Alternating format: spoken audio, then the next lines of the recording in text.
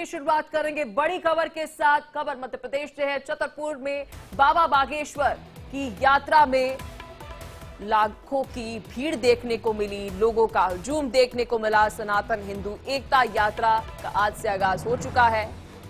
यात्रा का बाबा बागेश्वर ने आगाज किया है। यात्रा के आगाज के दौरान हनुमान चालीसा का सामूहिक पाठ हुआ।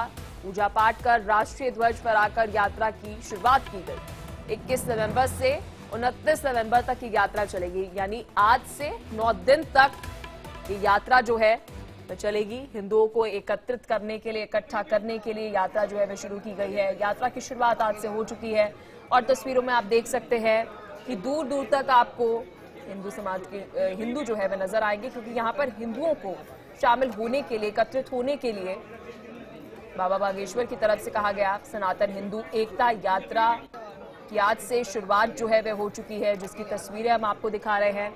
मध्य प्रदेश के छतरपुर से आपको बता दें कि इस यात्रा की शुरुआत जो है वह हुई है, जिसकी तस्वीरें इस वक्त आप सभी की टीवी स्क्रीन पर हैं। छतरपुर में बाबा बागेश्वर की यात्रा में आप देख सकते हैं भारी भीड़ जो है वो देखने को मिली। और साथ ही आपको बड़ी जानकारी ये दे दें कि इस यात्रा में लगभग 20,000 से ज्यादा रजिस्ट्रेशन जो है वे हुई है। तो संभावना ये है कि 9 दिन तक जब ये यात्रा चलेगी तो लगभग 160 किलोमीटर तक ये पैदल यात्रा जो है बाबा बागेश्वर करेंगे। और इसमें हिंदू समाज के लोग तो शामिल होंगे ही होंगे, लेकिन देखिए 20,000 लोगों ने रजिस्ट्रेशन अब तक कर ली है। तो ये तस्वीरें आपको हम दिखा रहे हैं एमपी के छतरपुर से। खबर पर और अधिक जानकारी के साथ मेरी सहयोगी मुक्ता पाठक हमारे साथ जुड़ चुकी है। मुक्ता, देखिए इस वक्त तस्वीरें हम दर्शकों को दिखा रहे हैं। भारी भीड़ यहाँ पर देखने को मिल रही है। 20,000 लोगों ने कहा जा रहा है कि इस यात्रा में शामिल होने के लिए रजिस्ट्रेशन भी करा लिया है। जी मुक्ता, ओवर टू यू। जी बिल्कुल सही कहा। देखिए ये जो यात्रा है लगभग 10 बजे के आसपास वहां पे सबसे पहले जो है फ्लैग होइस्टिंग हुई, फिर गीता का पाठ हुआ, मंत्रोच्चारण हुआ, उसके बाद वो शुरू हो गई। अभी बाबा अपने जो श्रद्धालुओं की भीड़ है उसके साथ अभी धाम से निकले और हाईवे छतरपुर उधर जो हाईवे है वहां तक पहुंचे हैं। लगभग बहुत सारे श्रद्धालु हैं।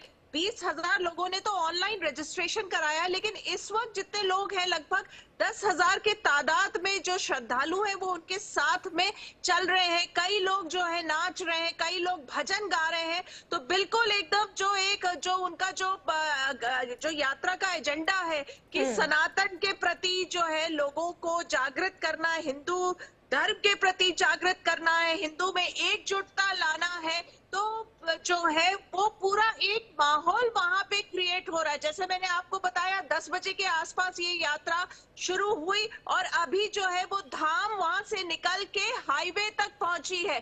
तो इस तरह से जो है, लेकिन देखिए इस वक्त मुक्ता, जो भी व्यूअर्स हमें देख रहे होंगे तो उनके मन में एक यही सवाल अभी आ रहा होगा कि लाखों हिंदुओं को लेकर कहाँ बाबा बागेश्वर जो है वो निकल पड़े हैं।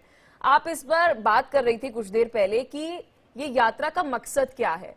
विस्तार से आप कुछ दिन पहले बात भी करते हुए नजर आई थी बाबा बागेश्वर से। मकसद क्या है इस यात्रा का, क्योंकि दर्शक ये बात सुनने के लिए उत्सुक हैं कि इस यात्रा का मकसद क्या होगा। 9 दिन 160 किलोमीटर पैदल यात्रा क्यों निकाली जा रही? उनका मकसद जो पूरा का पूरा है कि उनको ऐसा लग रहा है कि हिंदू वो एकजुट नहीं है, और इसीलिए जो है, और उनका जो वो बहुत सालों से एक हिंदू राष्ट्र की भी बात करते आए हैं। और उनको जो लग रहा है जिस तरह के अत्याचार हिंदू पे हो रहा है, हिंदू धर्म पे हो रहा है, वो उसके लिए एकजुटता की बहुत जरूरत है। उनको ऐसा भी अंदेशा उनके मन में है कि आगे चलकर जिस तरह की स्थिति बांग्लादेश में निर्मित हुई थी, हिंदुओं के साथ जो जाति हो रही थी, और वो लगातार इस बात पे भी बात कर रहे हैं कि हिंदुओं के प्रति यहाँ पे लगातार जो है जातियां होती जा रही है, तो उसको लेकर आवाज उठाना बहुत जरूरी है। हिंदुओं को जागृत करने की जरूरत है। उनको अपने राइट्स और अपने धर्म के प्रति जो एक अभिमान का जो अभिमान होना चाहिए, वो उनको लगता है कि उस अभिमान की कमी है। हिंदू जो है वो जागृत बहुत ज्यादा नहीं है, और अपने धर्म के प्रति जो सजगता होनी चाहिए वो नहीं है। और उसके साथ साथ जो धर्म को लेकर एक मन में अभिमान होना चाहिए, उनको ऐसा लगता है कि वो अभिमान की कमी है। इसीलिए जो दूसरे समुदाय हैं वो हिंदुओं पे हावी रहते हैं। इसलिए उनका मकसद है कि ये अब समय आ गया कि हिंदू को जागृत होना है, अपने धर्म के प्रति स्वाभिमान लाने की बहुत जरूरत है, और जो भी अत्याचार हो रहा है हिंदुओं के साथ, वो उस पे तो जो है 9 दिन का रोड मैप क्या है, किस तरह से हिंदुओं को कनेक्ट करने की कोशिश करेंगे बाबा बागेश्वर? देखिए, वो निकले हैं धाम से और वो पहुंचेंगे ओरछा धाम। तो वो लगातार जो है वो पैदल पैदल चल रहे हैं, श्रद्धालु उनके साथ में चल रहे हैं, सबसे वो बात करते जा रहे हैं, सबको वो बताते हुए जा रहे हैं कि क्या परिस्थितियां हैं देश में, किस तरह से आपको रिएक्ट करना है, क्या आपको सोचना है, क्या जो जातियां हो रही है उसके प्रति आपको क्या कहना है, और बहुत सारे जो विषय लगातार उनके जो विषय है वो बहुत खुल के मुखर होके बोल रहे हैं। जैसे कि कुंभ है, कुंभ में जो मुस्लिम समुदाय है उनकी दुकान नहीं लगनी चाहिए। उनका कहना है कि मुस्लिम समुदाय आपको हज में नहीं आने देता है, तो कुंभ में ये क्यों आए? आपको इनके जो इज्तिमा का जो सम्मेलन होता है, जो वहां पे हिंदुओं को दुकानें नहीं लगाने दी जाती, तो मुस्लिम समुदाय की दुकानें क्यों लगे? और मुस्लिम समुदाय कुंभ में क्यों आए, वहां पे दुकान क्यों लगाए? तो लगातार वो इस तरह की बातें कर रहे हैं, लगातार ये बातें जो है लगातार वो पूछ रहे हैं, इस तरह से बातें वो पूछे जा रहे हैं, सब पे सवाल खड़े कर रहे हैं, लगातार वो सवाल खड़े कर रहे हैं। और हिंदुओं को लगातार जो बार बार उनका जो मेन मकसद है कि हिंदुओं को जागृत होने की जरूरत है, अपने धर्म पे जो है स्वाभिमान करने की जरूरत है। साथ ही मुक्ता, देखिए एक बड़ा महत्वपूर्ण सवाल ये है, क्योंकि व्यूअर्स इस वक्त देख रहे होंगे, उनके जहन में ये भी सवाल हो रहा होगा, उत्सुक होंगे वो शामिल होने के लिए इस यात्रा में, तो कब, कहाँ, क्या स्केड्यूल जो है 9 दिन इस यात्रा का रहेगा? क्योंकि आपने बताया शुरुआत कहाँ से होएगी और समाप्त कहाँ पर होएगी, बीच में जो यात्रा रहेगी 160 किलोमीटर की ये यात्रा जो है पैदल करेंगे, तो कहाँ कहाँ ये यात्रा जो है वो होगी?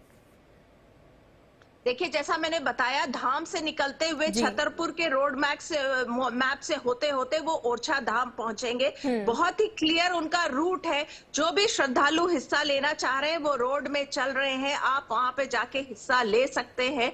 वो लगातार एनकरेज कर रहे हैं हिंदुओं को कि वो आए और उसमें पार्टिसिपेट कर रहे हैं, वो लगातार संवाद कर रहे हैं, जो भी उनके साथ में है, आसपास के लोग हैं, गांव के लोग हैं। उनका एक और जो उन्होंने बात कही थी कि बुंदेलखंड का इलाका, ये बुंदेलखंड का इलाका है जहां से उनकी यात्रा निकल रही है और ओरछा तक जा रही। उनका ये मानना है कि बुंदेलखंड का जो इलाका है बहुत पिछड़ा हुआ इलाका है, तो इसको भी आगे बढ़ाने की